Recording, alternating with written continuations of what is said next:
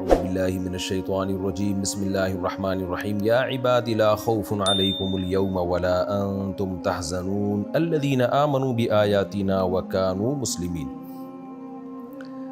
اس سے پہلے والے رکوع میں ایک اشکال کا جواب تھا کہ مشرکین یہ کہتے تھے کہ آپ کہتے ہیں کہ اللہ کے سوا جس کی بھی عبادت کی جائے اس میں خیر نہیں ہے، تو عیسیٰ ابن مریم کی بھی تو عبادت کی گئی ہے، تو کیا مطلب عیسیٰ ابن مریم بھی خیر سے معاذ اللہ خالی ہیں؟ تو اس کا جواب دیا گیا کہ یہ ضدی جھگڑالو لوگ ہیں، انہیں نبی کی بات کا مطلب معلوم تھا لیکن انہوں نے جان بوجھ کر اس کو غلط رخ دینے کی کوشش کی ہے، بل ہم قوم خصمون، اور یہ ہیں ہی جھگڑالو۔ پھر اللہ نے اس اشکال کا جواب دیا کہ عیسیٰ ابن مریم تو سراپا خیر ہیں، ان کو مستثنیٰ کرنے کی ضرورت ہی نہیں تھی، ان کو الگ سے بیان کرنے کی ضرورت ہی نہیں تھی، اس سے وہ معبود مراد ہیں جو انعام یافتہ نہ ہوں۔ تو عیسیٰ ابن مریم تو اللہ کے نیک بندے تھے، انہوں نے تو خود توحید کی دعوت دی۔ پھر پچھلے ہی رکوع میں اسی اشکال کا بھی جواب ہوا کہ جب وہ پھر اللہ نے ان کو بغیر باپ کے پیدا کیوں کیا، تو اللہ نے بتایا ہم چاہیں تو فرشتوں کو بھی انسانوں سے پیدا کر دیں، ہماری قدرت ہے۔ تو عیسیٰ کا بغیر باپ کے پیدا ہونا یہ اللہ کی طاقت اور قدرت کی دلیل ہے، یہ اس کی دلیل نہیں ہے کہ وہ معبود ہیں اور ان کی عبادت کی جائے، ان سے مرادیں مانگی جائیں ان سے مرادیں، بلکہ وہ ان کی تو خود دعوت توحید کی تھی۔ تو ظاہر ہے جو عقل مند لوگ ہوتے ہیں وہ اشکالات کا جواب سن کے ایمان لے آتے ہیں، لیکن نہ یہودیوں عیسائیوں پہ اثر ہوا نہ مشرکین مکہ پہ، وہ اپنی اسی جھٹائی کے ساتھ رہے، مشرکین اعتراض کرتے رہے اور عیسائی حضرت عیسیٰ کو اللہ کا بیٹا مانتے رہے۔ تو اس پہ اللہ تعالیٰ نے ایک تنبیہ کی کہ هل ينظرون الا الساعة ان تأتيهم بغتة، کیا تم لوگ قیامت کا انتظار کر رہے ہو؟ جب قیامت اپنی آنکھوں سے دیکھو گے تو پھر تمہارا توحید پر ایمان لانا وہ مقبول نہیں ہوگا۔ اسی کے ضمن میں پھر اللہ نے جنت کی نعمتوں کا ذکر کیا کہ جب قیامت قائم ہوگی نا تو ابھی تو تمہاری سمجھ میں یہ باتیں نہیں آ رہی، لیکن قیامت کے دن سب کی سمجھ میں آ جائے گا، لیکن اس وقت ایمان لانا فائدہ نہیں پہنچائے گا۔ تو اہل جہنم کا اللہ نے تذکرہ کیا اس سے پہلے رکوع کی آخری آیت میں کہ ان کے جو جگری دوست ہیں نا، جن کی وجہ سے یہ ایمان نہیں لے کر آتے، یہ سب دشمن بنے ہوئے ہوں گے، اور جو آج دنیا میں ایمان لے آیا اور اپنے اعمال کو درست کر لیا تو ان کی حالت کیا ہوگی؟ یا عباد لا خوف علیکم اليوم، اے میرے بندو آج کے دن تم پر کوئی خوف نہیں ہوگا۔ دنیا میں تو خوف ہوا کرتا تھا، خطرات ہوا کرتے تھے، ایمان لانے کی وجہ سے یہ نقصان نہ ہو وہ نقصان نہ ہو، لیکن آج کے دن تم بے خوف ہو، ولا انتم تحزنون، اور نہ تم رنجیدہ ہوگے۔ رنج ماضی کی کسی بات پہ ہوتا ہے، کوئی حادثہ ہو گیا اس کو سوچ سوچ کے آپ ٹینشن میں آتے ہو، تو اللہ کہتے ہیں ماضی کی کسی بات پہ بھی رنج نہیں ہوگا، خوش ہوگے کہ اچھا ہوا ہم ایمان اور اعمال صالحہ لے کر آئے۔ تو یہ کون لوگ ہوں گے جن پر نہ خوف ہوگا اور نہ غم ہوگا؟ یہ وہ لوگ ہوں گے الذین آمنوا بآیاتنا، جو ہماری آیات پر ایمان لے کر آئے۔ اس سے پتہ چلتا ہے کہ انسانوں پر لازم ہے کہ قرآن میں غور و فکر کر کے قرآن پر ایمان لے کر آئیں۔ یہ جو غیر مسلم کہہ دیتے ہیں نا کہ ہمیں کیا ضرورت ہے، ہم کیوں غور و فکر کریں، ہم کیوں ایمان لے کر آئیں؟ بھائی جب ایک چیز کا دعویٰ ثابت ہو گیا دنیا میں کہ اس کلام کی نسبت اللہ کی طرف ہے، تو آپ پر تحقیق لازم ہے کہ آپ یہ تحقیق کریں یہ دعویٰ غلط ہے یا یہ دعویٰ صحیح ہے۔ تو یہ انسان پر تحقیق واجب ہے، وہ نیوٹرل رہ کے زندگی نہیں گزار سکتا۔ اگر کوئی پیغام لے کر آیا ہے آپ کی طرف کسی بڑے شخص کی طرف سے، فرض کریں کہ تھانے میں ایس ایچ او نے کسی کو بھیجا اپنا پیغام دے کے آپ کے پاس، تو آپ اس شخص کو اگنور کر رہے ہیں، نظر انداز کر رہے ہیں۔ بعد میں ایس ایچ او نے آپ سے کہا کہ میں نے اپنا بندہ بھیجا تھا آپ کے پاس پیغام دے کے، آپ نے اس کو اگنور کیوں کیا؟ آپ کہیں کہ مجھے کیا پتا وہ آپ نے بھیجا کہ نہیں بھیجا؟ تو تھانے والا اس بیس پہ کیا چھوڑ دے گا؟ نہ، وہ کہے گا آپ کو تحقیق کرنی چاہیے تھی کہ یہ میرا ہی بھیجا ہوا ہے یا یہ جھوٹا آدمی ہے۔ تو دنیا میں کہیں بھی کوئی قاصد آتا ہے، کوئی میسنجر آتا ہے، تو اس کی تحقیق کرنا ہمارے ذمے ہوتی ہے کہ یہ صحیح ہے یا غلط ہے۔ تو یہ کیا بات ہے کہ سید الانبیاء رسول اللہ صلی اللہ علیہ وسلم نے نبوت کا دعویٰ کیا اور بتایا کہ یہ کلام جو ہے اللہ کا کلام ہے، اور غیر مسلم یہ کہہ کے خاموش ہو جائے کہ ہمارے پاس ٹائم ہی نہیں ہے تحقیق کرنے کا۔ تو اس لیے یہ تحقیق تمام دنیا کے تمام انسانوں پر، جن تک بھی اسلام کی دعوت پہنچ چکی ہے ان سب پر واجب ہے۔ ہاں، جن کے پاس دعوت ہی نہیں پہنچی ان پر واجب نہیں ہے، کیونکہ حجت ہی تمام نہیں ہوئی۔ لیکن جہاں بھی اسلام کی دعوت پہنچی ہے، اسلام کا پیغام پہنچا ہے، تو پھر انسان وہاں نیوٹرل نہیں رہ سکتا، کیونکہ اس کی نسبت اللہ کی طرف ہے، تو یہ نسبت چھوٹی نسبت نہیں ہے، تو یہ تحقیق واجب ہے کہ یہ واقعی اللہ کا کلام ہے یا نہیں ہے۔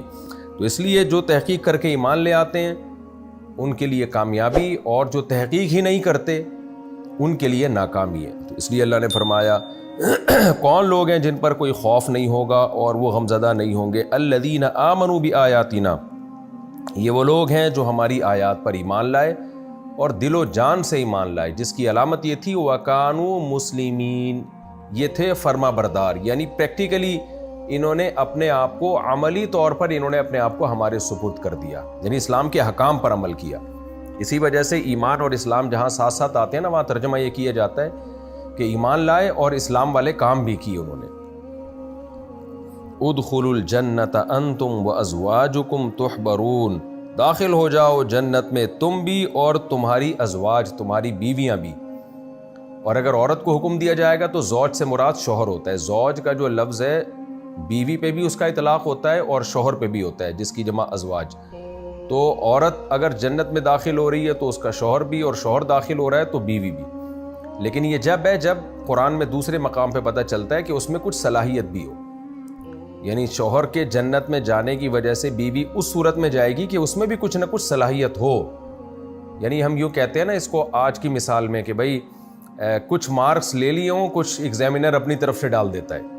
اب بالکل ہی اگر مارکس نہیں ہیں آپ کے پیپر میں، آپ کے بہت ہی کم نمبر ہیں، تو پھر اس میں ہم اسکول میں جب پڑھا کرتے تھے تو ہم کہتے تھے ٹیچروں سے کہ بھئی آپ کچھ اس میں ڈالڈا ملا دیں، یعنی اصل میں تو دیسی گھی ہونا چاہیے لیکن ملاوٹ کے لیے ڈالڈا بھی چلتا ہے، تو کچھ نمبر اپنی طرف سے۔ جب ہم کرکٹ کھیلتے تھے نا تو جو اسکور لکھ رہا ہوتا تھا ہم اس کو جا کے کان میں کہتے تھے، لڑکوں میں شرارت تھی، کان میں کہتے یار تھوڑا سا ڈالڈا ملا دے اس میں۔ کیا مطلب؟ جتنے رن بنے ہیں 2-4 اپنی طرف سے بھی ڈال دیا کر اس میں۔ تو دنیا میں تو یہ ناجائز ہے، دھوکہ ہے، لیکن اللہ تعالیٰ تو اس قانون کا پابند نہیں ہے کہ کسی نے عمل تھوڑا کیا اللہ اس کو بدلہ زیادہ دے۔ تو ایسا ہوگا کہ شوہر کے نمبر زیادہ تھے، بیوی کے نمبر کم تھے، لیکن بہت زیادہ کم نہیں تھے، تو کچھ نمبر اللہ نے شوہر کی وجہ سے بیوی کے نمبروں میں ایڈ کر دیے کہ چلو بھائی یہ شوہر کے ساتھ بیوی بھی جنت میں چلی جائے۔ بعض دفعہ بیوی کے نمبر زیادہ تھے، شوہر کے نمبر کم تھے، تو تھوڑے سے کم تھے شوہر کے، تو اللہ نے کچھ نمبر اپنی طرف سے ڈال دیے کہ چلو بھائی زوجہ اس کی جنت میں جا رہی ہے تو اس کی وجہ سے شوہر بھی چلا جائے۔ تو چونکہ دنیا میں ساتھ دونوں نے ٹائم گزارا ہے تو اللہ بھی ان کو ساتھ ہی رکھیں گے، لیکن میں نے بار بار بتایا کہ یہ جب ہے جب اس میں صلاحیت بھی ہو۔ تو فرمایا انتم وازواجکم تحبرون، تحبرون اس خوشی کو کہتے ہیں، حبر سے نکلا ہے، وہ خوشی جو چہرے سے جھلک رہی ہو، یعنی آثار سے صرف دل میں خوشی نہ ہو بلکہ چہرے پہ اس کے اثرات ہوں۔ تو اللہ فرماتے ہیں تم بھی، تمہاری ازواج بھی جنت میں داخل ہو اس حال میں کہ تم خوش عیشی، تم خوش ہو، یعنی خوشی خوشی اس جنت میں داخل ہو جاؤ۔ یطاف علیہم، اس جنت میں ہوگا کیا؟ چکر لگایا جائے گا ان کے اوپر، بصحاف من ذہب، سونے کی تشتریوں کے ساتھ، واکواب، اور سونے کے گلاسوں کے ساتھ، یعنی مشروب بھی پیش کیا جا رہا ہوگا اور تشتریوں میں طرح طرح کے کھانے لا کے رکھے جا رہے ہوں گے۔ وفیہا ما تشتہیہ الانفس، اور ہوگا اس جنت میں ما وہ چیزیں تشتہیہ الانفس جن کے دلوں کو جس کی چاہت ہوگی، دل میں جو بھی چاہت ہوگی وہ وہاں پوری کر دی جائے گی۔ وتلذ الاعین، اور آنکھوں کو جن سے لذت حاصل ہو۔ آپ کو پتہ ہے جب ہم کوئی خوش نما چیز دیکھتے ہیں تو آنکھوں کو بھی لذت حاصل ہوتی ہے، اصل میں تو دماغ ہی سب چیزیں محسوس کرتا ہے، آنکھیں ذریعہ بنتی ہیں۔ تو آنکھوں کو لذت حاصل ہو اور دل کو جس کی چاہت ہو وہ تمام چیزیں ملیں گی۔ وَأَنْتُمْ فِيهَا خَالِدُونَ، اور تم رہو گے اس جنت میں ہمیشہ۔